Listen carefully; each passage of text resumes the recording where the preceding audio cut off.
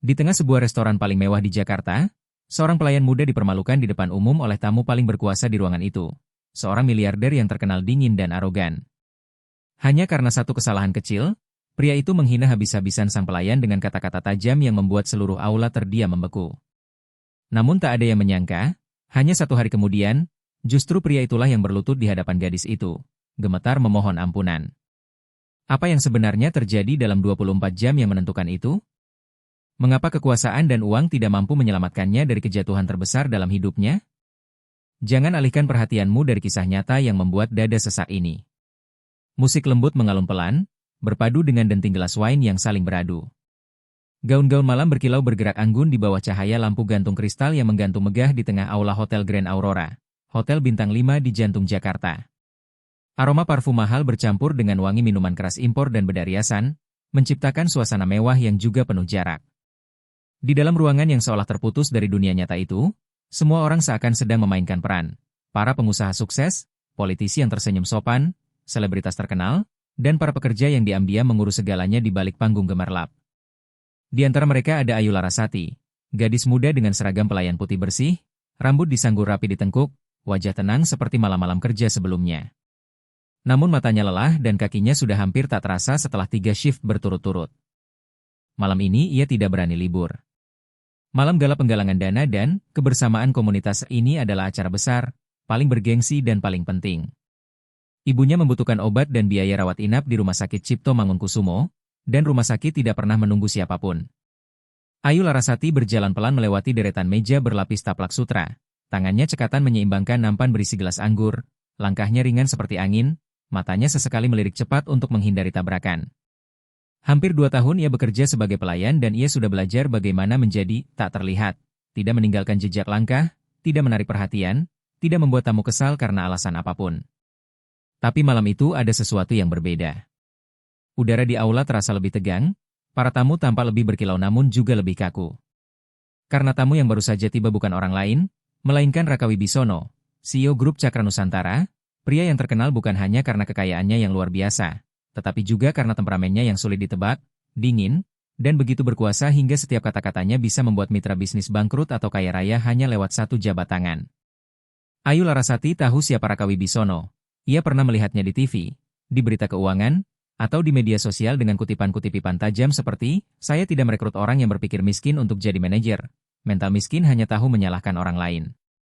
Ada yang menyebutnya jenius bisnis, yang lain menyebutnya mesin pencetak uang.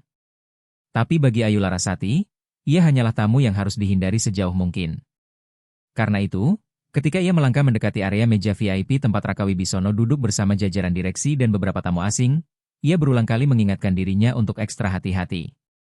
Jemarinya menggenggam erat pegangan nampan, ia merapikan posisi gelas, sementara sol sepatu licin milik hotel membuat telapak kakinya menegang, keringat mulai merembes di punggung.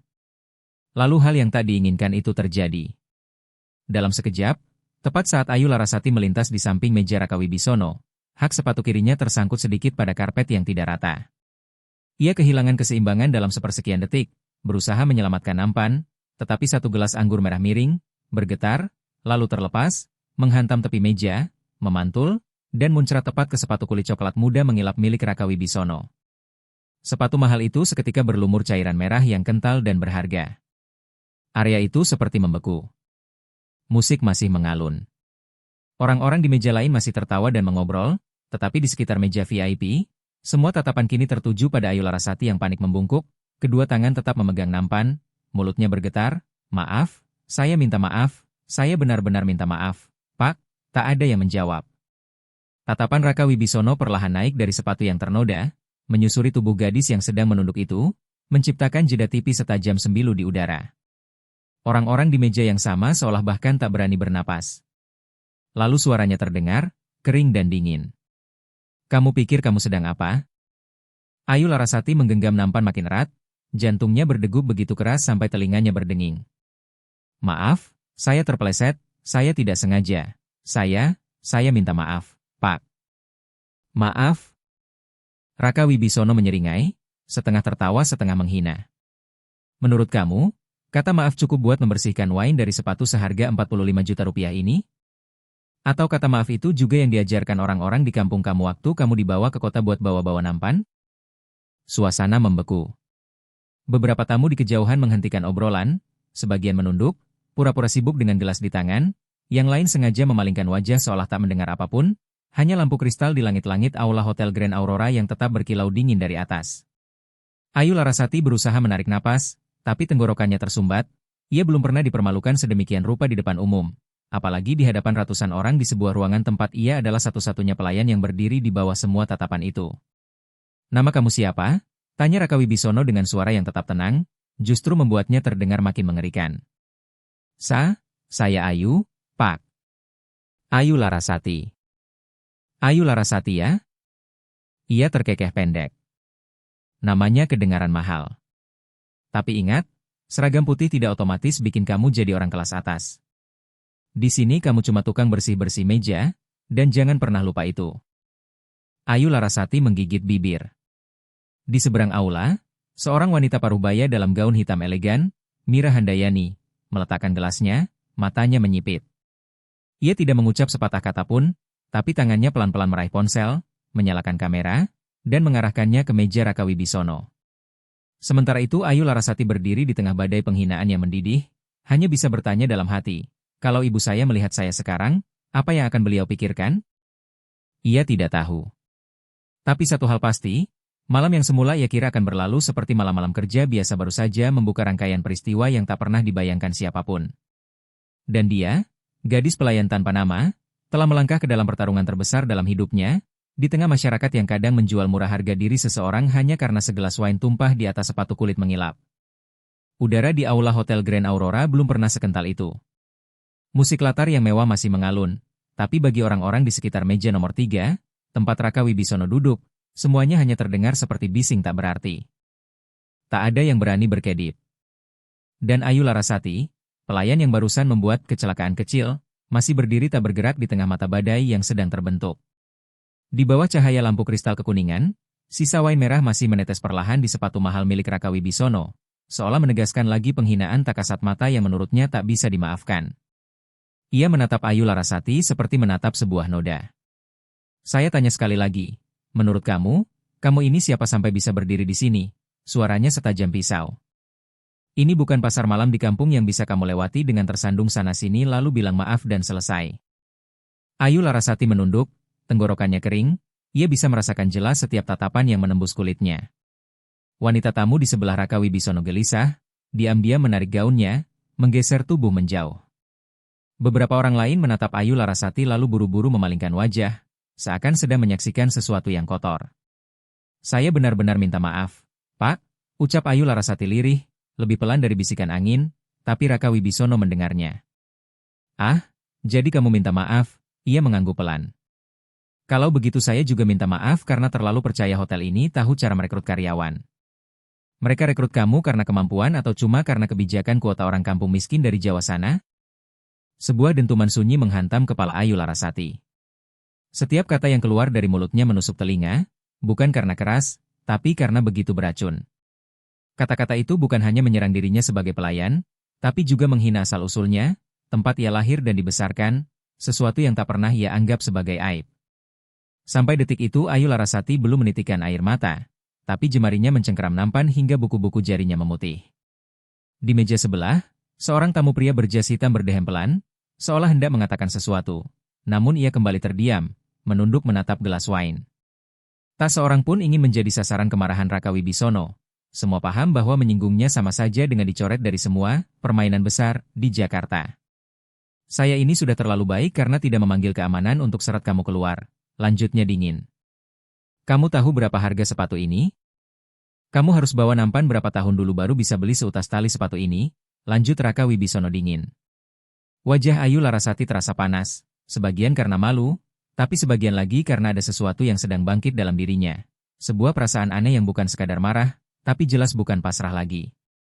Ia ingin segera pergi dari sana, ingin melempar nampan ke lantai, ingin berteriak di depan wajah pria itu bahwa, "Saya juga manusia." Tapi ia tidak bisa, karena ibunya sedang terbaring sendirian di rumah sakit, dan jika Ayu Larasati dipecat malam itu, siapa yang akan membayar obat? Siapa yang akan menutup biaya rawat inap minggu depan? Ia menelan ludah yang terasa seperti batu, pandangannya sempat mengabur sejenak, lalu sesuatu terjadi, melampaui batas kesabaran manapun. Raka Wibisono menyandarkan tubuhnya ke kursi, mengangkat tangan memanggil seorang pelayan lain dan memerintahkan sepiring spaghetti panas. Ketika piring itu diletakkan di meja, ia tidak berkata apa-apa. Ia bangkit, mengangkat piring itu, dan sebelum siapapun sempat menghentikannya, sepiring spaghetti dengan saus merah mendidih itu disiramkannya tepat ke kepala Ayu Larasati. Suara, plak, berat bergema di tengah ruangan mewah itu, terdengar jauh lebih mengerikan daripada musik apapun. Saus panas mengalir dari keningnya, menempel di rambut, menyusuri pipi, menetes di bahu seragam putih bersihnya. Sensasi pertama adalah perih membakar, sensasi kedua adalah mati rasa. Ia bahkan tak sempat berteriak, tubuhnya hanya membeku di tempat. Di sekelilingnya tak seorang pun bersuara. Beberapa tamu wanita menutup mulut, ada yang buru-buru memalingkan wajah, ada yang memejamkan mata. Seorang tamu asing menggeleng pelan sambil berbisik sesuatu dalam bahasa Inggris kepada orang di sebelahnya. Ayu Larasati tidak menangis, ia berdiri tegak, punggung lurus, mata menatap lantai marmer yang dingin membeku. Setetes saus menuruni batang hidungnya, jatuh ke keras seragamnya, tapi kakinya sudah tidak gemetar lagi.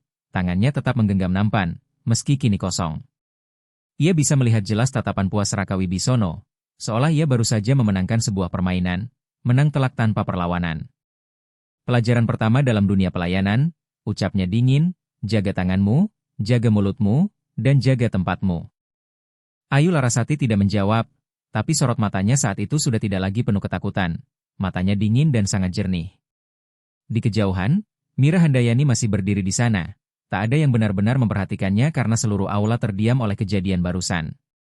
Namun di tangannya, ponsel itu masih merekam, dan di kepalanya, semua keputusan sudah diambil.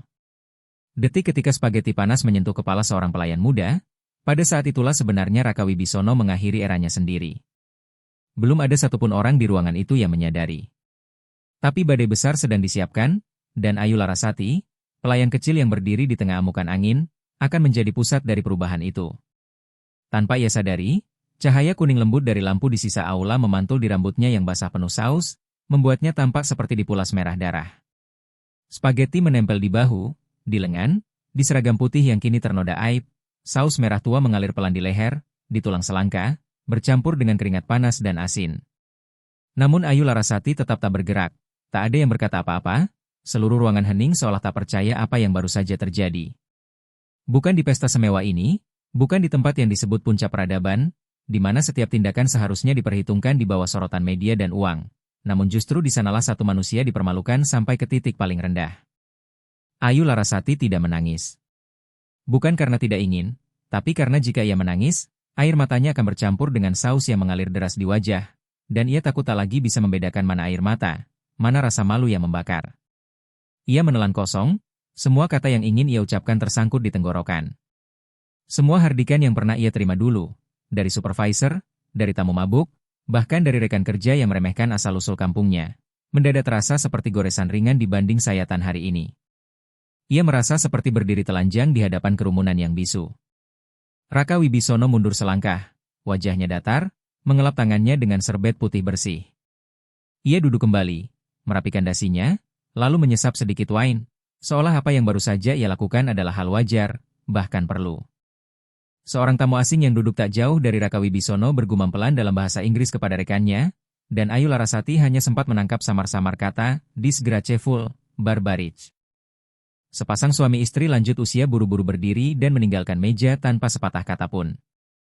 Beberapa tamu lain tetap duduk kaku. Ayu Larasati perlahan mengangkat tangan, menarik satu helai spaghetti yang masih menggantung di daun telinganya. Tangannya sedikit bergetar, tetapi sorot matanya sudah tidak retak seperti beberapa menit lalu. Ia mulai membeku, tenang, seperti permukaan danau setelah hembusan angin dingin. Ia berbalik tanpa suara, melangkah pelan meninggalkan meja nomor 3, berjalan menuju area belakang panggung. Tidak ada yang mencoba menghentikannya, hanya bunyi hak sepatu yang berdetak pelan menyusuri lantai. Di sisi lain aula, Mira Handayani melangkah ke arah pintu keluar ballroom, pandangannya tetap tertuju pada Raka Wibisono, tanpa amarah berlebihan, tanpa rasa iba, hanya dingin, seperti seseorang yang baru saja melihat bagian busuk pada sepotong kayu mahal. Ayu Larasati mendorong pintu ruang ganti, dan ketika pintu tertutup di belakangnya, seluruh cahaya lampu kristal, denting musik, dan keheningan mencekik di ruang pesta seakan terputus. Ruangan kecil itu sempit dan remang, sebuah lampu neon tua di pojok berkelip-kelip, memancarkan cahaya putih pucat yang dingin. Ayu Larasati menjatuhkan diri ke kursi kayu usang, punggung seragamnya lengket oleh saus yang mulai mengental, tangannya terkulai sambil memegangi kening yang terasa panas. Bau saus tomat yang menyengat mengepul dari tubuhnya, menenggelamkan wangi parfum murah yang ia semprot di pergelangan tangan sebelum mulai shift. Bau kehinaan. Anehnya, ia tidak menangis. Sebaliknya, kepalanya justru mulai memunculkan potongan-potongan kenangan yang selama ini ia kubur.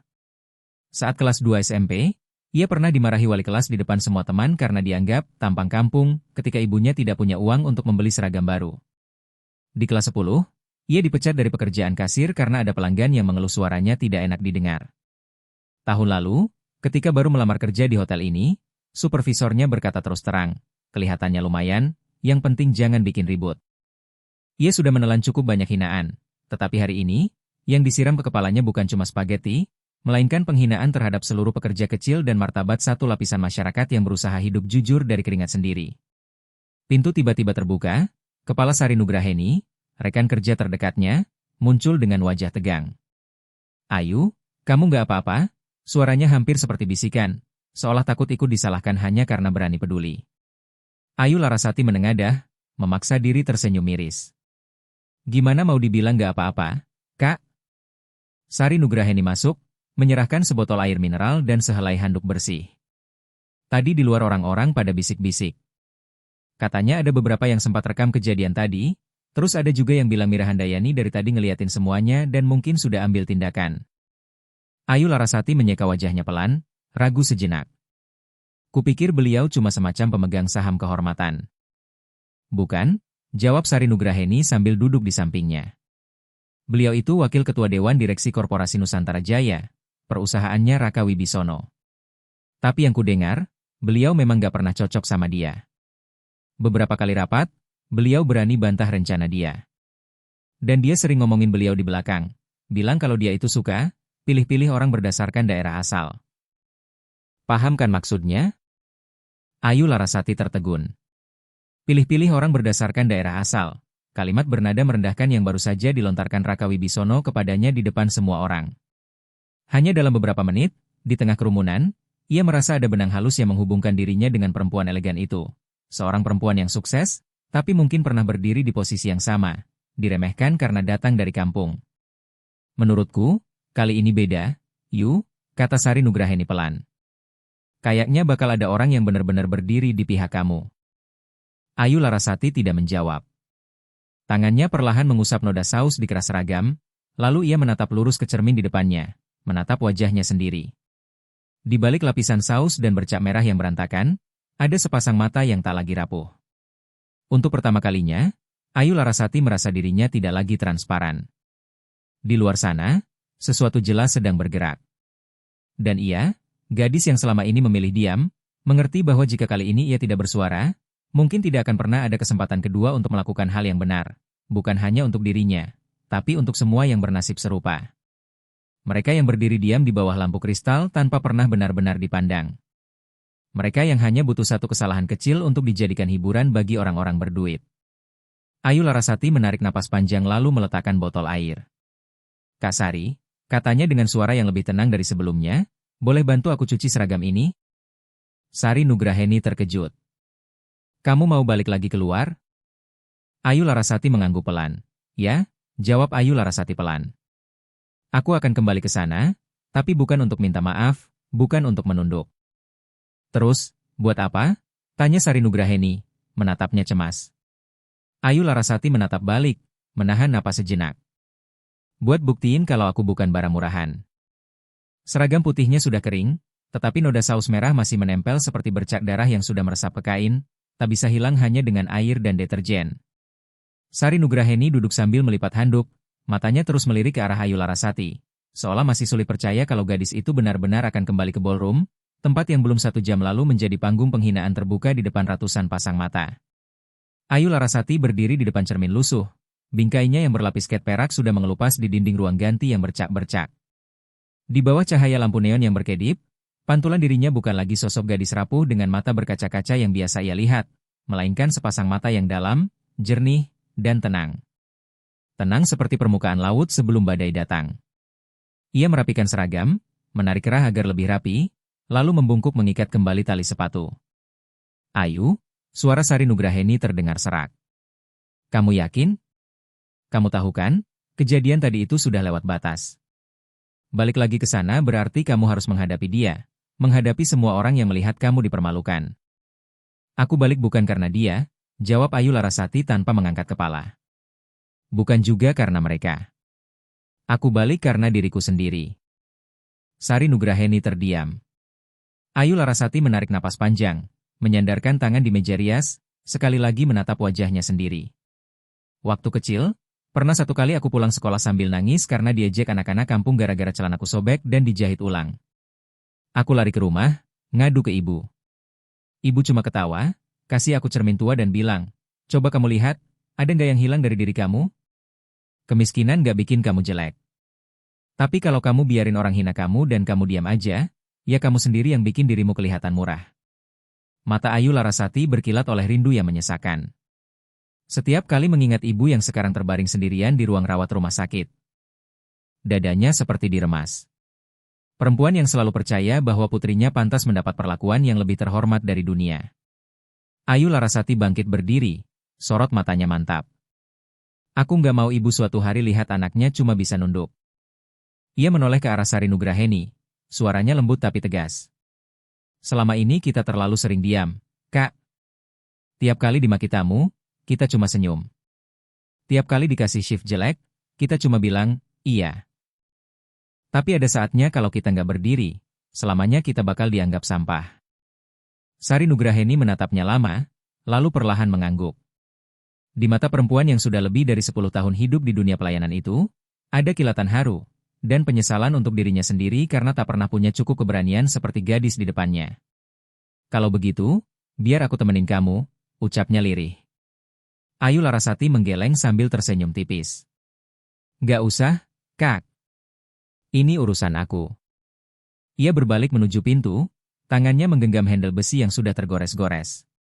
Yang tidak ia tahu adalah, saat pintu kecil ruang ganti itu terbuka, di lantai atas gedung yang sama, satu pintu lain, pintu menuju sebuah pertarungan diam-diam, juga ikut terbuka. Di lantai atas, dalam sebuah ruang rapat privat hotel, cahaya lampu LED putih kebiruan jatuh di atas meja kayu panjang yang mengilap, hanya ada 3 orang yang duduk di sana. Mira Handayani, Hendra Pratama, Ketua Dewan Direksi Korporasi Nusantara Jaya, dan Budi Hartono, anggota Dewan Senior sekaligus sahabat lama Raka Wibisono. Tidak ada yang bicara dalam beberapa detik pertama, sampai Mira Handayani menyambungkan ponselnya ke layar besar dan menekan tombol putar. Rekaman itu muncul dengan jelas, Raka Wibisono melemparkan sepiring spaghetti panas ke kepala Ayu Larasati. Gadis itu berdiri terpaku, saus mengalir di wajahnya, sementara lampu ballroom menerangi ekspresi datar yang sudah kehilangan rasa. Tidak perlu diulang, tidak perlu dipercepat.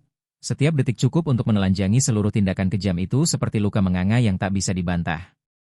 Begitu video selesai, Hendra Pratama mengembuskan napas berat, memijat pelipisnya. Astagfirullah, kok bisa kejadian seperti ini? Mira Handayani tidak menjawab, ia hanya menoleh lurus ke arah Budi Hartono, yang masih duduk dengan tangan tergenggam, wajahnya kaku. Mas Budi, suara Mira Handayani terdengar tajam namun terkontrol, kita nggak bisa pura-pura nggak lihat. Mai, aku paham perasaanmu, jawab Budi Hartono, berusaha tetap tenang. Tapi bagaimanapun juga, Raka itu orang yang bangun korporasi Nusantara Jaya dari nol. Dia bisa salah, iya. Tapi kalau kita sikat dia sekarang, di tengah acara, di tengah sorotan media, itu sama saja kita nembak kaki sendiri.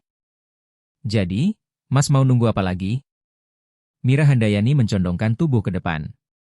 Nunggu media ramai? Nunggu media sosial meledak?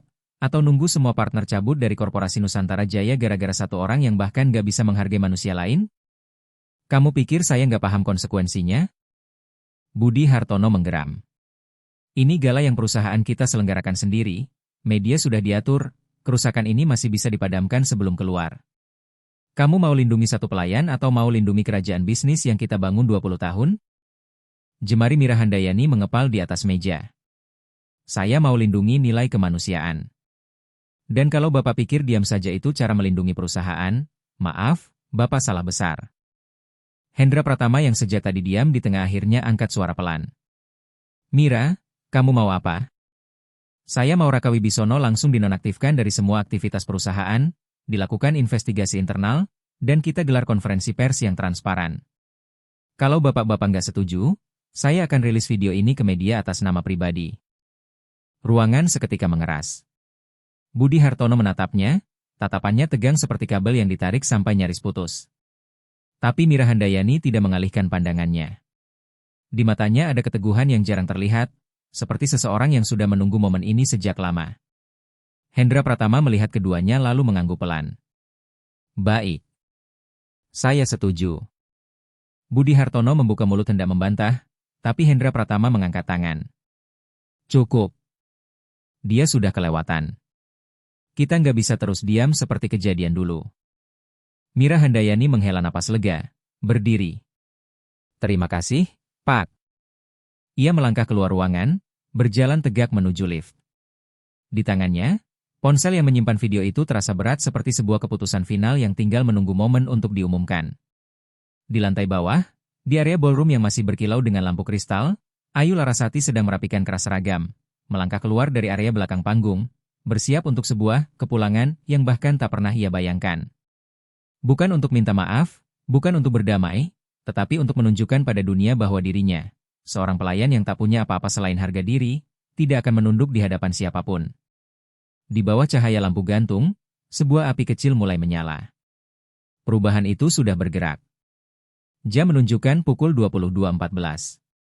Meski waktu kerja normal sudah lama lewat, lantai 17 Hotel Grand Aurora di Jakarta masih terang benderang. Di ruang rapat VIP yang biasa dipakai menyambut partner bernilai miliaran, Korporasi Nusantara Jaya sedang menggelar rapat darurat yang tegangnya sampai suara detik jam dinding pun terdengar jelas. Di atas meja besar dari kayu walnut yang mengilap, pantulan lampu LED jatuh ke wajah 3 orang. Hendra Pratama, Ketua Dewan Direksi, Mira Handayani, Wakil Ketua, dan Budi Hartono, salah satu pemegang saham tertua sekaligus sahabat lama Raka Wibisono. Selain mereka, ada 2 sekretaris yang sibuk mencatat notulen dengan kepala tertunduk, tak berani menyela apapun. Suasana dingin bukan hanya karena AC yang menyala maksimal, tetapi juga karena tekanan tak terlihat yang mencekik setiap napas. Mira Handayani menjadi orang pertama yang memecah keheningan. Suaranya tidak keras, namun tiap kata menebas seperti pisau. Saya baru terima laporan dari tim PR. Rekaman Raka Wibisono menyiram spageti panas ke kepala salah satu staf pelayanan sudah direkam oleh 3 orang. 2 diantaranya sudah mengirim video itu ke media. Dan saya yakin sebelum pagi berita ini akan memenuhi seluruh portal berita kalau kita diam saja. Budi Hartono menyandarkan badan ke kursi, menyilangkan kaki, bibirnya tersenyum miring. Media lagi, media lagi. Kamu selalu pakai kata, transparansi, buat menekan semua orang. Kamu mau pakai kasus ini buat bersih-bersih internal, ya?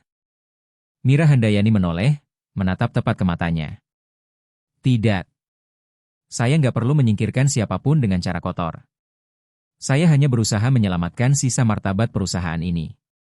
Kalau Bapak menganggap membela seorang pekerja yang dihina di depan umum itu cuma alat, saya paham sekarang kenapa Bapak dan Raka Wibisono selalu ada di kubu yang sama 10 tahun terakhir. Tangan Budi Hartono terangkat, menepuk meja pelan namun tajam. Tapi di ruangan itu, semua orang tahu, arah angin sudah berubah, dan di lantai bawah, seorang pelayan bernama Ayu Larasati sedang berjalan kembali ke pusat panggung sejarah yang baru saja mulai ditulis. Mira Handayani, jangan pakai kata-kata manis seolah ini soal kecil, Budi Hartono mendengus. Kita mendirikan Korporasi Nusantara Jaya bukan untuk dijatuhkan gara-gara satu pelayan yang cuma bawa beberapa gelas wine. Hendra Pratama mengerutkan kening, suaranya pelan tapi penuh wibawa. Bukan karena dia, tapi karena Raka Wibisono sudah kehilangan kendali. Menyiram spageti di kepala karyawan di depan tamu bukan lagi urusan internal, itu pelanggaran berat etika perusahaan. Media sosial tidak akan mengampuni kita. Dan para pemegang saham? Budi Hartono menyela tajam. Mereka tidak peduli itu spageti atau wine. Mereka hanya peduli apakah keuangan perusahaan terguncang atau tidak. Kalau kita biarkan ini meledak, saya jamin kontrak besar dengan partner dari Korea Selatan, Singapura, dan Swiss minggu depan akan bubar satu persatu. Saat itu siapa yang tanggung jawab? Cara bicara Bapak seolah korban yang bersalah, sahut Mira Handayani, nada jijik tak disembunyikan. Bukan, Budi Hartono menukas. Saya bicara soal caramu menangani masalah. Kamu mau menggantung Seseorang di depan umum hanya karena 1 menit emosi. Raka Wibisono bisa saja salah, tapi dia bukan pembunuh. Saya usul kita selesaikan secara internal, beri kompensasi pada staf itu, suruh dia tanda tangan perjanjian rahasia, dan di dalam baru kita bahas sanksinya. Tidak bisa. Suara Hendra Pratama memotong tegas. Saya sepakat dengan Mira Handayani. Ini bukan pertama kalinya Raka Wibisono menyalahgunakan kekuasaan, hanya saja dulu kita tidak punya bukti sejelas malam ini. Sekarang ada video, ada saksi, ada opini publik. Kita sudah tidak punya hak untuk pura-pura tidak tahu. Kalau tidak bertindak tegas, reputasi seluruh perusahaan akan hancur. Sekarang kamu ikut-ikutan membela dia juga, Hendra? Budi Hartono melotot. Ini bukan soal ikut-ikutan, jawab Hendra Pratama tenang. Ini soal tahu mana yang benar dan mana yang salah. Saya dulu pernah membela Raka Wibisono. Tapi kali ini dia sudah kelewatan. Mira Handayani mengeluarkan setumpuk dokumen dari tasnya. Di sini saya punya kumpulan email anonim dari karyawan kantor pusat, tim penjualan, sampai pengawas proyek. Mereka melaporkan kalau Raka Wibisono sering menghina bawahan, melontarkan ucapan merendahkan daerah asal, dan beberapa kali menurunkan gaji pegawai dengan alasan tidak masuk akal. Saya simpan semua ini karena belum ada bukti kuat. Tapi sekarang video itu adalah tetes terakhir yang meluapkan semuanya. Ia mendorong berkas itu ke arah Hendra Pratama. Ia membuka satu persatu halaman, wajahnya menggelap. Sementara itu Budi Hartono tiba-tiba berdiri, melangkah ke jendela besar yang menghadap kota. Deretan gedung tinggi di kejauhan masih berkilau, tapi cahaya itu tak sanggup menerangi hatinya yang sedang dilanda pergulatan. Akhirnya ia berbalik, suaranya serak. Kalau sekarang kita menonaktifkan Raka Wibisono, artinya kita mengakui kesalahan perusahaan di depan publik. Media akan menghantam harga saham, partner akan menarik diri, seluruh proyek strategis bisa runtuh. Jadi menurut Bapak, lebih baik diam dan menunggu video itu viral, supaya semua orang tahu korporasi Nusantara Jaya melindungi pelaku pelecehan? Mira Handayani balik bertanya. Hendra Pratama mengangguk mantap. Tidak. Kita harus bergerak duluan. Malam ini juga kita rilis pernyataan resmi. Besok pagi kita adakan konferensi pers, Raka Wibisono dinonaktifkan dari seluruh jabatannya, dilakukan investigasi internal, dan dia akan menghadapi sanksi sesuai hukum yang berlaku. Tangan Budi Hartono mengepal, namun ia tidak lagi membantah. Ia tahu dirinya sudah kalah. Besok pagi kita panggil rapat dewan lengkap, ujar Hendra Pratama tegas. Tapi untuk keputusan darurat ini, saya setuju. Saya akan tanda tangani SK setelah rapat ini selesai, lanjutnya. Mira Handayani berdiri, meraih kembali berkas-berkas itu, sorot matanya tenang namun di kedalamannya berputar badai yang sudah lama ia tunggu. Terima kasih, katanya pelan. Karena sudah memilih berpihak pada yang benar. Sebelum keluar, ia berhenti sejenak di ambang pintu. Saya berdiri bukan hanya untuk satu pelayan. Saya berdiri untuk ratusan karyawan lain. Mereka yang selama ini ditekan diam-diam oleh kekuasaan yang tidak ada yang berani sentuh. Kali ini saya tidak akan membiarkan itu berulang. Pintu tertutup pelan di belakangnya, bunyinya lembut tapi menggema lama di dalam dada setiap orang yang ada di ruangan itu. Pada detik itu, lantai 17 Hotel Grand Aurora seakan resmi menjadi titik awal sebuah proses cuci darah. Bukan di neraca keuangan atau laporan laba rugi, melainkan di dalam jiwa sebuah korporasi yang terlalu lama hidup di bawah bayang-bayang satu orang. Di lantai bawah, di ujung koridor menuju ballroom yang masih berkilau, Ayu Larasati terus melangkah kembali ke arah ruang pesta. Gaun Ayu Larasati masih bercat noda merah, tetapi langkahnya kini lebih tegak, pelan dan mantap seperti belum pernah sebelumnya. Dia tidak tahu apa yang sedang terjadi di lantai atas, tapi di dalam dadanya ia bisa merasakan sesuatu sedang berubah. Untuk pertama kalinya dalam hidup, ia tidak lagi merasa dirinya kecil. Musik masih mengalun di lobi Hotel Grand Aurora, namun nuansanya tak lagi tampak mewah. Dentingan piano yang lembut kini terdengar janggal di tengah tatapan gelisah, bisik-bisik pelan, dan lirikan syarat makna. Malam gala penggalangan dana yang semula dirancang untuk menegaskan posisi korporasi Nusantara Jaya di kancah internasional perlahan berubah menjadi sebuah drama besar yang tak seorang pun menduga. Ayu Larasati melangkah keluar dari koridor belakang panggung. Rambutnya sudah dibersihkan, meski keras seragamnya masih lembab dan sisa saus di sana hanya memudar, belum hilang sepenuhnya. Di tangannya ada nampan kosong, bukan karena ia sedang melayani, melainkan sebagai pengingat bagi dirinya sendiri. Malam ini, ia melangkah keluar bukan sebagai pelayan meja. Semua mata langsung tertuju kepadanya begitu ia menyeberangi ambang pintu. Seorang perempuan di meja nomor 5 yang tadi tertawa ceria dengan seorang pengusaha dari Singapura mendadak terdiam, bibirnya terkatup rapat. Beberapa tamu pria merapikan dasi, berdeham kecil, berusaha tanpa acuh, namun sorot mata mereka tak bisa berbohong.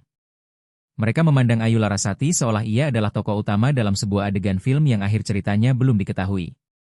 Ia berjalan lurus, kepala tegak, tanpa satupun tunduk hormat, tanpa sebaris kata maaf. Di meja nomor 3, Raka Wibisono baru saja kembali setelah menghilang beberapa menit. Ia sudah berganti baju, membersihkan semua jejak wine dan makanan yang tumpah. Jas barunya rapi, dasi tersusun sempurna, postur duduknya masih sama berkuasa seperti biasa, seolah insiden tadi hanyalah kesalahan kecil yang tak layak dipikirkan. Namun ketika ia melihat Ayu Larasati kembali dan melangkah lurus ke arahnya, tatapannya sempat goyah. Sekelumit kebingungan muncul sesaat sebelum dengan cepat tertutup oleh senyum mengejek yang sudah sangat dikenalnya.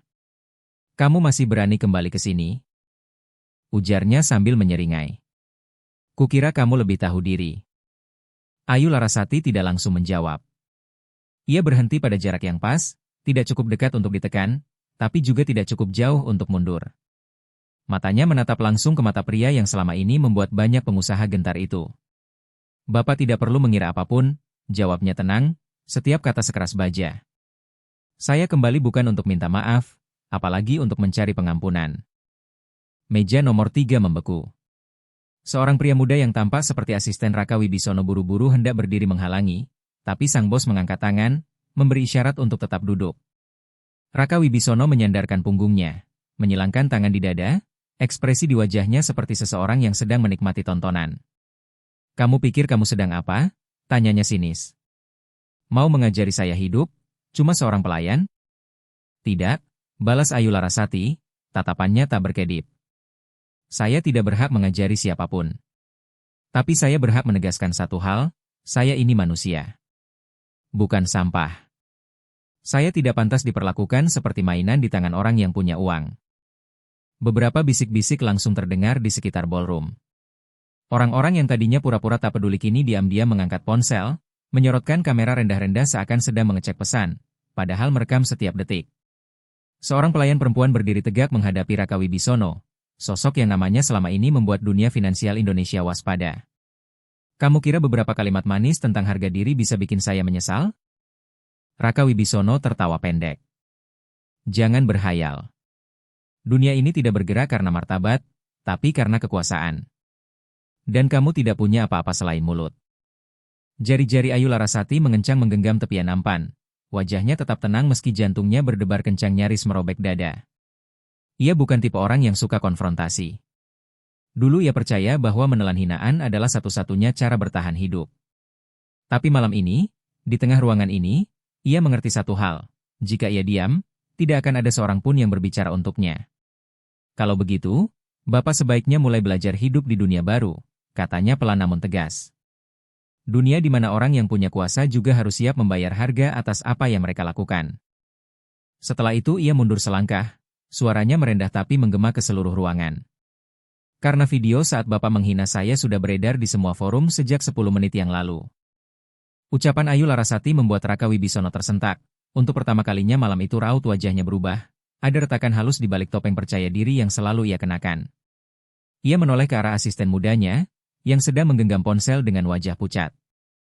Pak Raka, sepertinya kita punya masalah," bisiknya gemetar.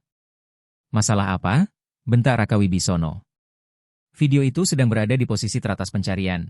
Portal berita online sudah mulai menulis, bahkan para pakar hukum di televisi dan media sosial bilang Bapak bisa dijerat pasal penghinaan di muka umum menurut KUHP.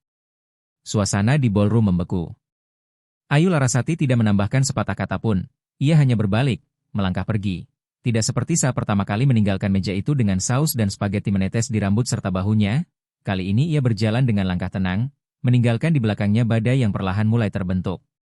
Di kantor divisi Humas Grup Cakra Nusantara, telepon berdering tanpa henti, wartawan menghubungi bergantian, para staf PR berkejaran dengan waktu untuk memantau situasi dan menyiapkan siaran pers darurat. Di ruang lain, sekelompok pengacara perusahaan sedang rapat kilat menghitung risiko hukum, dan di tengah semua kekacauan itu, Mira Handayani berdiri tegak dengan ponsel di tangan, menekan tombol "kirim" untuk siaran pers yang sudah ia siapkan sejak beberapa jam sebelumnya. Dalam hitungan menit, pernyataan resmi muncul di seluruh kanal komunikasi Grup Cakra Nusantara. Grup Cakra Nusantara menyampaikan permohonan maaf yang sedalam-dalamnya kepada karyawan layanan yang telah dilecehkan dalam acara malam ini. Kami tidak mentoleransi tindakan apapun yang mengandung diskriminasi, penyalahgunaan kekuasaan, atau penghinaan martabat manusia. Perusahaan telah memutuskan untuk menonaktifkan sementara Bapak Raka Wibisono dari seluruh jabatannya untuk keperluan investigasi internal. Kami berkomitmen untuk bersikap transparan dalam seluruh proses penanganan kasus ini dan menjamin perlindungan penuh terhadap hak-hak karyawan yang terdampak. Di lorong Hotel Grand Aurora, Ayu Larasati berdiri di depan cermin besar, bukan lagi cermin tua di ruang ganti sempit, melainkan cermin tinggi mengilap di koridor utama. Cahaya lampu lembut memantul pada bayangannya, rambut sudah disisir rapi, mata teguh dan tenang, tanpa sisa rasa malu. Lina Kusumawati mendekat, menyerahkan sebuah ponsel. "Kamu sudah masuk berita, Yu?" katanya pelan. Ayu Larasati menunduk melihat layar, judul berita terpampang jelas, "Pramusaji menantang Raja Properti, saya bukan sampah." Ia tersenyum tipis. Untuk pertama kalinya setelah bertahun-tahun, Ayu Larasati merasa dirinya benar-benar terlihat, bukan sebagai pelayan anonim, tetapi sebagai seorang manusia. Seorang manusia yang punya suara, dan suara itu baru saja didengar. Pagi hari di Jakarta keesokan harinya tidak dimulai dengan sinar matahari atau klakson kendaraan, melainkan dengan deretan judul berita yang menggemparkan di hampir semua portal daring. Kata-kata tajam seperti pisau, Ketua Grup Cakra Nusantara menghina karyawan di depan umum, dari sepinggan spageti panas hingga gelombang tuntutan keadilan bagi pekerja. Nama Mira Handayani, satu-satunya pemimpin perempuan di jajaran puncak Grup Cakra Nusantara, muncul di banyak artikel karena secara resmi menandatangani keputusan penonaktifan Raka Wibisono. Media sosial meledak, Twitter X, Facebook, TikTok dibanjiri video saat Ayu Larasati berdiri tegak di hadapan Raka Wibisono dengan tatapan tanpa rasa takut, disertai potongan kalimat, "Saya bukan sampah," yang dibagikan dengan kecepatan luar biasa. Di Instagram, tagar "saya _bukan_sampah" menjadi tren dalam waktu kurang dari 12 jam. Para artis, jurnalis, pengacara, hingga pakar sosiologi ikut bersuara. Sebuah gelombang tuntutan keadilan yang nyata sedang bangkit. Di kantor pusat Grup Cakra Nusantara, gedung kaca 30 lantai yang menjulang di Jakarta Pusat, para karyawan memasuki lobi dengan suasana berbeda. Mereka berbisik-bisik, mata mereka berkali-kali kembali ke layar ponsel. Para staf yang selama ini sering dimarahi tanpa alasan, dipaksa lembur tanpa bayaran, merasakan secercah harapan merayap masuk ke dalam dada. Nama Ayu Larasati menyebar dari meja ke meja, disebut pelan seolah-olah sebuah simbol perlawanan sunyi. Di ruang rapat di lantai 21, ruangan yang biasanya digunakan untuk presentasi strategi dan laporan omzet miliaran dolar, hari itu hanya ada 4 orang, Mira Handayani, Surya Pratama, Kepala Tim Kuasa Hukum Perusahaan Arif Nugraha, dan Ayu Larasati. Gadis pramusaji yang tadi malam berdiri sendirian di bawah lampu kristal kini melangkah masuk ke ruangan itu dengan kemeja putih bersih, celana kain hitam sederhana, rambut diikat rapi, tanpa riasan di wajah, namun dengan kehadiran yang jauh lebih kuat daripada malam sebelumnya. Ketika ia mengangguk memberi salam, tak seorang pun lagi melihat sosok seorang pramusaji di depan mereka. Yang tampak adalah seorang perempuan muda yang tenang, seolah sudah siap berdiri di tengah pusat badai. "Terima kasih sudah datang, Nak," ucap Surya Pratama dengan nada hangat seperti seorang ayah. Ayu Larasati membalas anggukan kecil, tetapi sorot matanya tetap waspada. Mira Handayani mempersilakan ia duduk. "Kamu mau minum sesuatu? Teh atau kopi?" tanya Mira Handayani. "Saya tidak usah minum apa-apa, Bu. Saya datang untuk mendengar tawaran dari pihak perusahaan," jawab Ayu Larasati tenang. Ketenangan itu membuat ruang rapat sejenak terdiam. Kepala Tim Kuasa Hukum, Arif Nugraha, membuka map dokumen. "Pertama-tama, kami ingin menyampaikan permohonan maaf resmi kepada Anda, baik secara tertulis maupun lewat pertemuan ini. Apa yang terjadi tadi malam benar-benar tidak dapat diterima. Raka Wibisono sudah dinonaktifkan dan perusahaan berkomitmen menindak tegas sesuai prosedur. Selain itu, kami ingin menawarkan kompensasi yang layak atas kerugian psikologis yang Anda alami. Ini draft perjanjiannya, silakan dibaca dan dipertimbangkan," ujarnya. Ayu Larasati menerima kontrak itu, membalik halaman dengan ujung jemari, matanya menyapu cepat baris-baris kalimat yang dicetak tebal.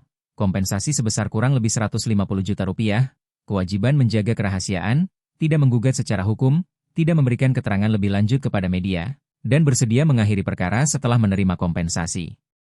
Anda berhak menolak, kata Arif Nugraha tetap sopan, kami percaya tawaran ini dibuat dengan itikat baik dan proporsional.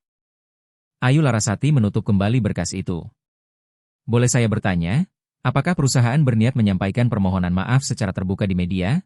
Tanyanya. Kami sedang mempertimbangkan, jawab Surya Pratama ragu, sekarang media sedang penuh dengan berita, jadi mungkin kami perlu memilih waktu yang tepat untuk merilis permintaan maaf resmi. Saya mengerti, ucap Ayu Larasati sambil mengangguk pelan, lalu menatap langsung ke arah Surya Pratama dan Mira Handayani. Tapi saya datang ke sini bukan untuk menerima uang, dan bukan untuk menyelesaikan semuanya secara diam-diam. Saya datang karena saya ingin hal ini tidak terjadi lagi pada siapapun. Mira Handayani menatapnya lama, lalu mengangguk pelan. Lalu, apa yang kamu inginkan? Saya ingin perusahaan mengadakan konferensi pers resmi, di mana perusahaan menyampaikan permohonan maaf terbuka dan mengumumkan rencana reformasi kebijakan SDM, terutama perlindungan hak pekerja lapis bawah. Bukan hanya untuk saya, tapi juga untuk Lina Kusumawati, untuk satpam yang pernah dimarahi di koridor, untuk petugas kebersihan yang pernah dihina tamu tanpa ada satupun yang membela. Udara di ruang rapat terasa menebal. Surya Pratama menghela napas perlahan. Kamu tahu, apa yang kamu minta ini belum pernah ada presidennya? Hampir tidak ada perusahaan yang mau mengakui kesalahan secara terbuka, ujarnya. Ayu Larasati terdiam sejenak. Mungkin sudah waktunya ada perusahaan pertama yang berani, jawabnya pelan tapi tegas. Mira Handayani melanjutkan, menatap ke arah Surya Pratama. Tidak pernah ada kata terlambat untuk melakukan hal yang benar, Pak, ucapnya. Surya Pratama mengangguk, sorot matanya melembut seolah melihat bayangan putrinya sendiri dalam sosok Ayu Larasati, seorang putri yang pernah meninggalkan karir di perusahaan besar untuk menjadi guru demi bisa mengubah hidup orang lain secara langsung. Baik, kita akan lakukan, putusnya. Konferensi pers hari Jumat. Saya dan Mira Handayani akan tampil bersama kamu, kalau kamu bersedia, dan sekaligus mengumumkan pembentukan unit perlindungan karyawan independen. Bibir Ayu Larasati bergetar halus, ada sesuatu di dalam dadanya yang tiba-tiba mengendur. Ia tidak menyangka mereka akan setuju. Terima kasih, Pak, terima kasih, Bu Mira, ucapnya, untuk pertama kalinya dalam rapat itu ia tersenyum tipis. Apakah kamu bersedia menandatangani lembar persetujuan untuk ikut konferensi pers? Tanya Arif Nugraha lembut. Ayu Larasati mengangguk dan mengambil pena. Ujung penanya bergetar sedikit ketika ia menorehkan tanda tangan. Setelah rapat selesai, Mira Handayani mengantarnya sampai depan lift. Kamu tahu kenapa ibu berdiri di pihak kamu? Tanya Mira Handayani ketika hanya mereka berdua yang tersisa di lorong. Ayu Larasati terkejut, lalu menggeleng pelan. Karena dulu ibu pernah menjadi kamu, jawab Mira Handayani, menatap langit Jakarta melalui kaca tinggi gedung. Ibu dulu juga pernah dipanggil, anak kampung. Pernah dimarahi tamu di depan dewan direksi gara-gara salah mengantar makanan. Ibu tidak menangis, ibu hanya mengingat, lalu menunggu hari di mana ibu bisa kembali dan mengubah keadaan. Ayu Larasati terdiam, dadanya bergetar. Sebagian karena haru, sebagian lagi karena sadar bahwa ada orang-orang sebelum dirinya yang diam-diam menjaga api itu tetap hidup sampai hari ini, hanya untuk bisa menyerahkannya pada seseorang seperti dia. Ketika pintu lift terbuka, sebelum melangkah masuk, ia menoleh pada Mira Handayani. Saya tidak akan membiarkan api itu padam, katanya pelan namun mantap. Mira Handayani tersenyum. Ibu percaya, balasnya.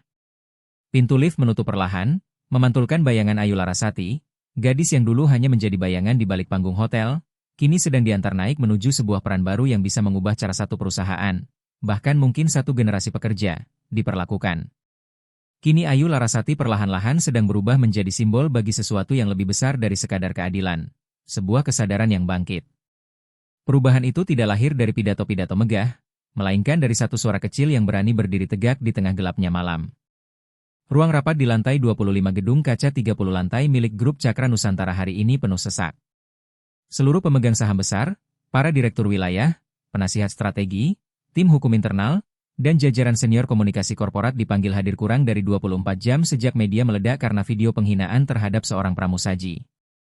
Setiap orang yang duduk membawa ekspresi berbeda, bingung, marah, takut, saling mengamati, tetapi semua pikiran bermuara pada satu nama di pusat badai, Raka Wibisono. Raka Wibisono tidak tampak. Kursi yang biasanya menjadi tempat duduknya, posisi paling tinggi dan tepat di tengah, telah dikosongkan, Hanya tersisa sebuah papan nama kecil dengan logo emas grup Cakra Nusantara. Selama bertahun-tahun, Raka Wibisono tidak pernah absen dari rapat dewan manapun. Ketidakhadirannya malam ini, di tengah badai opini publik, bukan sekadar kekosongan fisik, tetapi seperti pengumuman diam-diam bahwa kerajaan kekuasaan yang ia bangun mulai runtuh. Mira Handayani memasuki ruangan, melangkah langsung ke podium tanpa basa-basi. Kita berkumpul hari ini karena sebuah peristiwa yang tidak seorang pun dari kita inginkan, suaranya tegas. Citra perusahaan ditarik jatuh ke titik terendah hanya karena tindakan tidak bermoral dari seseorang yang memegang posisi tertinggi. Tapi ini juga saatnya kita memilih, menghadapi dan berbenah, atau terus menutup mata dan menunggu roboh total. Suasana di ruangan berat seperti batu. Beberapa direktur membolak-balik buku catatan, yang lain mendongak menatap Mira Handayani seolah baru menyadari ada ketegasan lain dalam dirinya. Selama ini mereka mengenalnya sebagai perempuan yang tenang, lebih sering mendengar, sesekali memberi masukan lembut. Hari ini, ia berdiri seperti gunung di tengah lautan api. Video itu sudah menyebar ke semua platform, lanjut Mira Handayani. Tidak bisa dihapus, tidak bisa dibeli, dan kita juga tidak seharusnya mencoba. Kita harus menerima kenyataan. Masyarakat Indonesia dan dunia sedang mengawasi setiap langkah grup Cakra Nusantara berikutnya. Seorang pria berdiri, Direktur Keuangan Wilayah Utara, Farid Setiawan. Saya tidak menentang penindakan terhadap Raka Wibisono, katanya, tapi faktanya, saham sudah turun 8% dalam kurang dari 12 jam. Mitra dari Jepang baru saja mengirim pemberitahuan akan meninjau ulang kontrak. Kalau kita mengakui kesalahan di depan publik, apa tidak akan memicu gelombang penarikan investasi? Di sisi Mira Handayani, Surya Pratama akhirnya buka suara. Kalau menurut Anda kita tidak mengakui kesalahan, menurut Anda apa yang akan terjadi? Tanya Surya Pratama tenang. Farid Setiawan terdiam, tidak ada jawaban. Diam bukan berarti selamat, lanjut Surya Pratama. Mengakui kesalahan justru langkah pertama untuk mendapatkan kembali kepercayaan. Saya salah karena membiarkan Raka Wibisono memegang terlalu banyak kekuasaan tanpa pengawasan. Tapi saya tidak akan membiarkan kesalahan itu berlanjut. Batu kecil terdengar di ujung ruangan, lalu suara seorang pria tua perlahan menyusul. Nugroho Santosa, anggota Dewan Pendiri, mantan penasihat 3 generasi ketua sebelumnya, berdiri dengan punggung sedikit bungkuk namun suara tetap jelas. Saya mengikuti grup Cakra Nusantara sejak masih jadi perusahaan konstruksi kecil di Jakarta Barat, katanya. Kita bisa tumbuh karena bekerja jujur dan memegang kepercayaan. Kalau hari ini kita takut pada media lalu menutupi kebenaran, sama saja kita menebang akar pohon yang kita rawat bertahun-tahun. Tepuk tangan pelan terdengar di beberapa sudut ruangan. Seorang perempuan lain berdiri, Direktur Komunikasi Korporat, Sinta Pramesti, mengangkat berkas rencana aksi darurat. Kami sudah menyusun materi untuk konferensi pers, jelasnya. Selain itu, kami mengusulkan restrukturisasi internal, membentuk tim audit independen dan membuka kanal pengaduan anonim untuk seluruh karyawan. Mira Handayani mengangguk mantap. Kita akan mengadakan konferensi pers hari Jumat seperti yang sudah dijadwalkan. Saya dan Surya Pratama yang akan menjadi juru bicara resmi.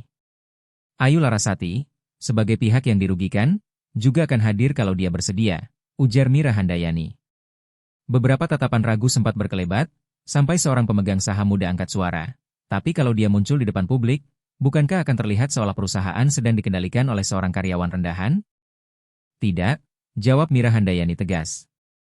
Itu bukan dikendalikan, itu pengakuan atas kebenaran dan bentuk penghormatan terhadap keadilan. Dia bukan karyawan rendahan. Dia satu-satunya orang yang berani mengucapkan hal-hal yang selama ini kita semua diamkan bertahun-tahun.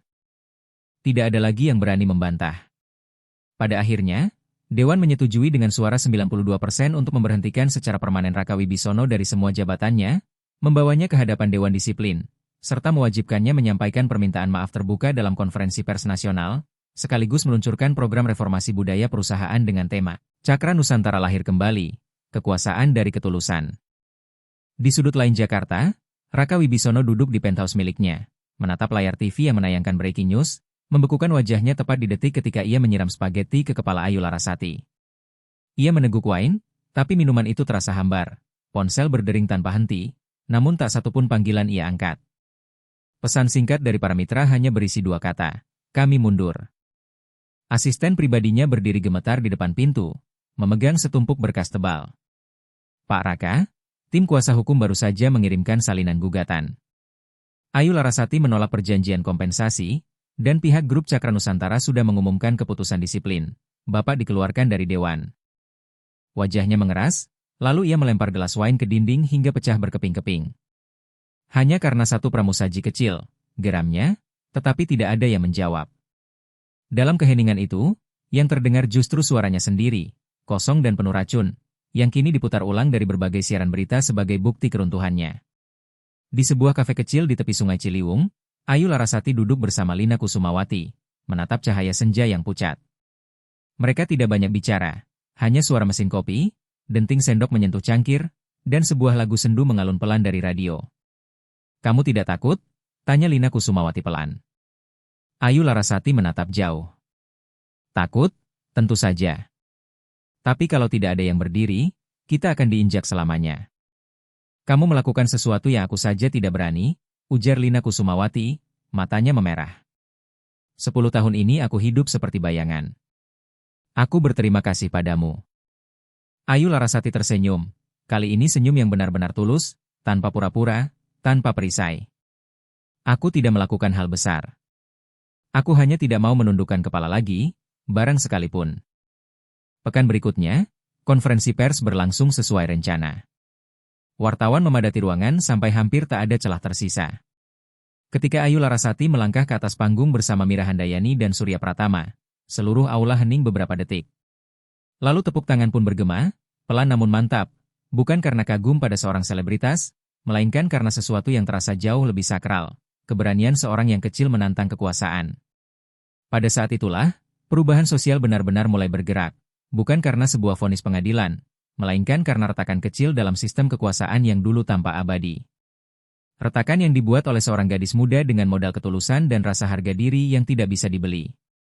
Pertengahan Mei, Jakarta panas menyengat, tetapi di pintu belakang gedung kaca 30 lantai milik grup Cakra Nusantara, orang-orang merasakan hawa dingin yang merayap ke tulang, bukan karena cuaca, melainkan karena sebuah arus balik yang sedang terjadi diam-diam di balik dinding kaca menjulang itu.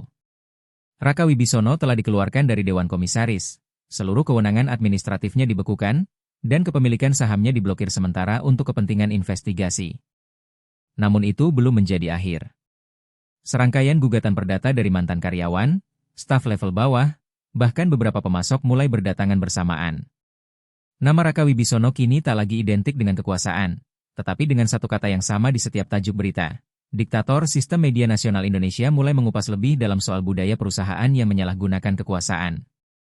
Stasiun TV besar menggelar talk show bertema batas etika di tempat kerja, di mana garis antara kewenangan dan pelecehan, dan sampai sejauh mana martabat manusia boleh dibeli dengan gaji bulanan, sudah saatnya berubah, dan sosok yang paling sering diundang untuk diwawancarai tidak lain adalah Ayu Larasati. Gadis yang dulu berdiri di belakang bar, menyelip di antara dapur dan ruang tamu hotel, kini menjadi simbol. Namun yang membuat orang benar-benar memperhatikannya bukan hanya ketenaran mendadak itu, melainkan cara ia menyambut semuanya. Tanpa berebut sorotan, tanpa tim PR mengatur citra. Ia menolak semua kontrak iklan, semua tawaran live streaming berbayar, dan hanya setuju hadir di beberapa forum yang membahas hak-hak pekerja. Setiap kalimat yang ia ucapkan sederhana, jelas, tanpa dramatisasi. Justru kerendahan hati itulah yang membuat orang percaya ia tidak sedang memerankan korban, melainkan seseorang yang hidup berdampingan dengan luka yang sudah mulai sembuh. Seminggu setelah konferensi pers, Ayu Larasati tiba-tiba menerima sebuah surat tulisan tangan, hal yang terasa langka di era serba digital. Pengirimnya adalah Nugroho Santosa, penasihat senior dan anggota pendiri grup Cakra Nusantara. Tulisan tangannya rapi dan penuh hormat. "Saudari Ayu, saya sudah berusia 76 tahun dan mengira tidak banyak hal yang bisa saya pelajari lagi, tetapi Anda mengajarkan saya satu pelajaran penting. Berani bukan berarti berteriak paling keras, melainkan tetap berdiri ketika semua orang ingin melihat kita berlutut. Terima kasih karena sudah menjaga sisi kemanusiaan di sebuah perusahaan yang nyaris kehilangan jiwanya. Jika suatu hari Anda ingin melangkah ke dunia manajemen, biarkan saya menjadi orang pertama yang membuka pintu itu untuk Anda. Hormat, Nugroho Santosa." Ayu Larasati membaca surat itu 3 kali malam itu, tanpa memberitahu siapapun. Ia melipatnya dengan hati-hati dan menyelipkannya di bawah bantal, seperti sepotong kecil ketenangan setelah badai. Pada saat yang sama, di sebuah apartemen kelas menengah di Kota Bekasi, Lina Kusumawati, yang sudah hampir 14 tahun bekerja sebagai pelayan, menerima surat promosi menjadi koordinator pengawas garis depan. Untuk pertama kalinya, ia punya kewenangan mengatur jadwal shift, hari libur, dan yang paling penting, ia akan mendapat pelatihan khusus tentang cara melindungi staf di bawahnya dari perlakuan tidak adil. Ia menangis ketika membaca pengumuman itu.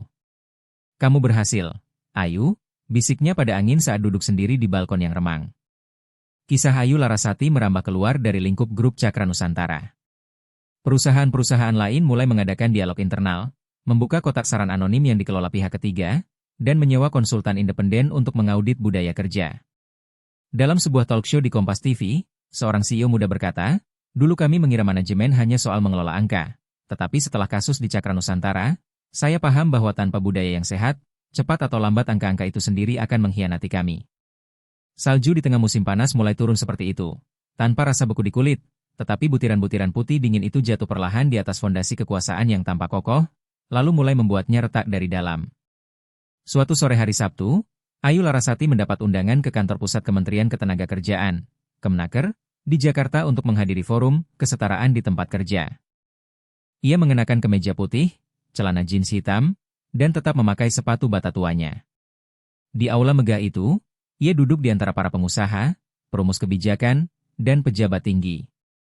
Meski sempat canggung di awal, ketika menggenggam mikrofon, tatapannya kembali tenang.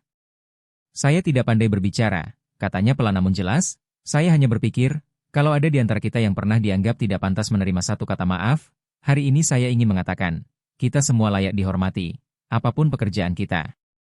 Seluruh ruangan berdiri dan bertepuk tangan. Dari barisan kursi belakang, Mira Handayani memandang Ayu Larasati. Bibirnya terkatup sementara matanya berkilat basah. Ia menoleh ke Surya Pratama dan berbisik, "Kita tidak kehilangan seorang karyawan. Mungkin kita baru saja menemukan seorang calon pemimpin masa depan."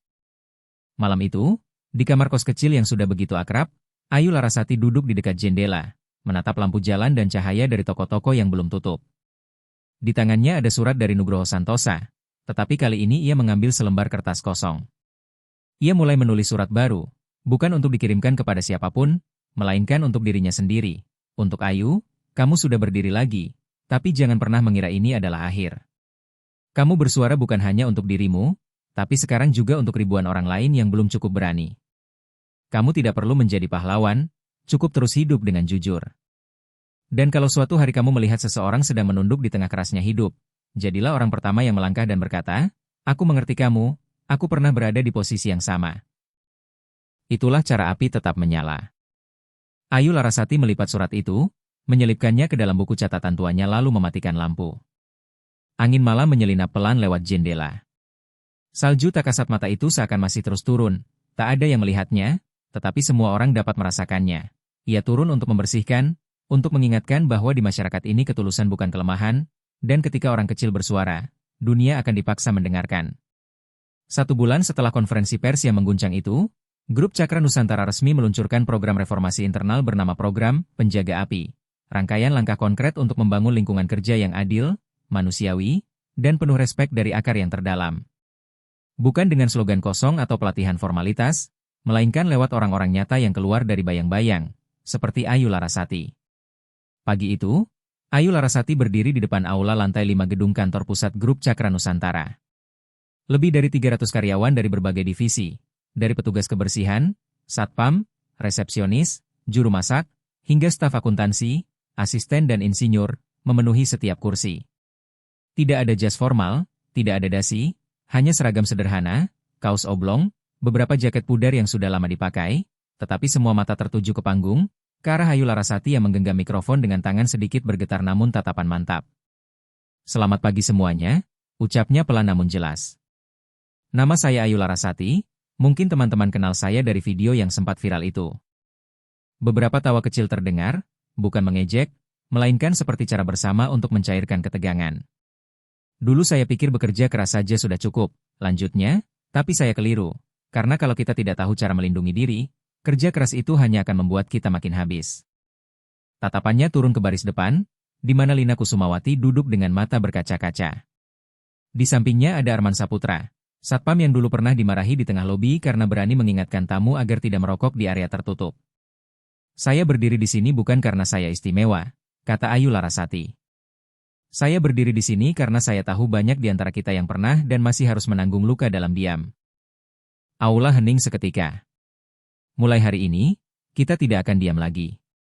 Kita akan sama-sama menulis ulang cara sebuah perusahaan memperlakukan pekerjanya. Bukan dengan kata-kata, tapi dengan tindakan, selangkah demi selangkah, satu orang demi satu orang. Tepuk tangan pertama terdengar dari barisan paling belakang, kemudian menjalar seperti gelombang yang besar dan kuat, seolah seseorang baru saja menyalakan api yang selama bertahun-tahun hanya menyala redup di dalam dada mereka. Mira Handayani naik ke panggung setelah Ayu Larasati. Ia tidak berpidato panjang, ia hanya berdiri di samping Ayu Larasati. Meletakkan tangan di pundaknya dan berbisik, mulai hari ini kamu bukan lagi pelayan. Kamu adalah penjaga api. Seluruh ruangan sontak berdiri, tanpa ada yang memerintah, tanpa aba-aba, mereka hanya tahu bahwa momen itu pantas dihormati. Program reformasi dijalankan dengan kecepatan yang belum pernah ada sebelumnya. Dalam 3 minggu, Grup Cakra Nusantara meresmikan Pusat Pengaduan Budaya Kerja, sebuah unit yang sepenuhnya independen, langsung di bawah Dewan Komisaris, tempat setiap karyawan dapat mengirim laporan, pengaduan, atau cerita secara anonim tanpa takut dibalas dendam. Awalnya banyak yang ragu dan sinis, sampai suatu hari seorang kepala bagian benar-benar diskors karena terbukti menyalahgunakan jabatan dan menghina bawahan, berkat satu laporan tanpa nama. Saat itulah rasa percaya perlahan kembali tumbuh. Sebulan kemudian, sesi, kisah yang belum pernah diceritakan, mulai diadakan setiap minggu, di mana karyawan dari berbagai divisi diundang untuk berbagi pengalaman pahit mereka di masa lalu, untuk didengar, dan untuk mendapatkan dukungan psikologis. Ayu Larasati menjadi pemandu acara pertama. Ia duduk berhadapan dengan setiap narasumber, bukan sebagai MC profesional, melainkan sebagai seorang teman yang sungguh-sungguh paham rasanya berdiri sendirian di tengah ruangan dan akhirnya menemukan bahwa ia tidak lagi sendirian. Salah satu tamu yang paling mengguncang ruangan hari itu adalah Rudi Prasetyo. Teknisi perawatan lift yang sudah bekerja 12 tahun tanpa kenaikan gaji, tanpa asuransi, dan nyaris kehilangan nyawa dalam kecelakaan kerja yang dulu pernah dikubur rapi oleh perusahaan lamanya. Ia bercerita sambil menangis, dan untuk pertama kalinya setelah lebih dari 1 dekade, ia mendengar satu aula penuh berdiri dan bertepuk tangan untuk dirinya sendiri. Seusai sesi berbagi, Ayu Larasati diam-diam mengantarnya pulang sampai depan rumah. Di perjalanan Rudi Prasetyo berkata pelan, "Kamu tidak menyelamatkan siapa-siapa, kamu hanya melakukan satu hal, berani berdiri. Tapi itu cukup untuk mengubah ribuan orang.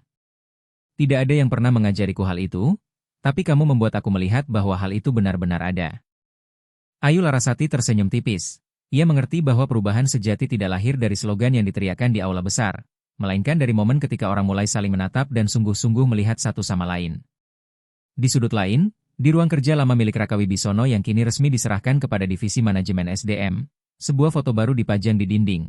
Potret dari konferensi pers hari itu dengan kalimat tebal di bawahnya, "Rasa hormat bukanlah pemberian, melainkan hak dasar." Di bawah foto itu berjejer tanda tangan lebih dari 1.000 karyawan dari berbagai cabang seluruh Indonesia yang dikirim dalam waktu hanya 10 hari. Dari sebuah kejadian yang awalnya tampak seperti skandal memalukan, Grup Cakra Nusantara justru menjadi perusahaan pertama di Indonesia yang menerapkan kebijakan perlindungan pekerja level bawah secara tertulis, dengan pengawasan pelaksanaan oleh pihak ketiga yang independen. Suatu pagi, Ayu Larasati menerima telepon dari Nugroho Santosa. "Mbak Ayu Larasati, saya ingin mengundang Anda bergabung dalam Dewan Pengembangan SDM Strategis. Kami butuh seseorang yang pernah menjadi korban, yang memahami karyawan dari bawah ke atas dan memiliki suara cukup kuat untuk mendorong perubahan nyata." Ayu Larasati terdiam beberapa detik sebelum menjawab lirih namun mantap. "Saya tidak tahu cara mengelola perusahaan, tapi saya tahu rasanya diperlakukan tidak adil dan saya tidak akan membiarkan hal itu terulang lagi." Bulan berikutnya, Ayu Larasati berdiri di panggung Forum Tenaga Kerja Muda Indonesia. Media menjulukinya, "Api Sunyi." Saat seorang pewawancara bertanya apakah ia merasa dirinya simbol sesuatu, ia hanya menggeleng. "Saya bukan simbol apa-apa," katanya. "Saya hanya orang pertama yang berani bicara, dan saya berharap setelah saya akan ada banyak lagi orang lain yang melangkah. Karena tempat kerja yang sehat tidak butuh pahlawan, tetapi butuh orang-orang biasa yang saling menjaga." Pidatonya menyebar ke seluruh media sosial, tetapi yang menyebar paling kuat bukan kutipan-kutipan indahnya, melainkan tindakan nyata dari ribuan karyawan di perusahaan lain yang mulai berani mengadu, berani melapor, dan berani bersuara. Malam itu, Ayu Larasati pulang ke kamar kos. Lina Kusumawati sedang duduk merajut sambil mendengarkan radio yang memutar lagu lawas, aroma nasi goreng sederhana tercium pelan dari dapur kecil. "Besok kamu rapat besar lagi ya?" Tanya Lina Kusumawati lembut. Ayu Larasati mengangguk lalu merebahkan diri di kasur sambil tersenyum kecil. Tapi besok aku tidak akan gemetar lagi. Besok aku akan bercerita tentang kamu, tentang aku, dan tentang semua orang yang dulu dianggap tidak kelihatan. Lina Kusumawati menatap adiknya itu dengan rasa bangga bercampur haru. Kalau ada yang menjaga api itu tidak akan pernah padam, bisiknya. Ayu Larasati tersenyum dan memejamkan mata. Salju tak kasat mata itu telah mencair, dan kini api sedang menyala, bukan lagi hanya di dalam satu orang, tetapi di dalam ribuan orang lain. Orang-orang yang menjadi penjaga api. Terima kasih sudah meluangkan waktu untuk mendengarkan cerita ini sampai akhir. Kalau menurutmu kisah ini bermakna, jangan ragu untuk menekan like, membagikannya kepada orang lain, atau meninggalkan komentar di bawah. Setiap kata, setiap emosi yang kamu bagi akan menjadi semangat bagi kami untuk terus membuat dan memperbaiki video-video berikutnya. Sampai jumpa di cerita selanjutnya.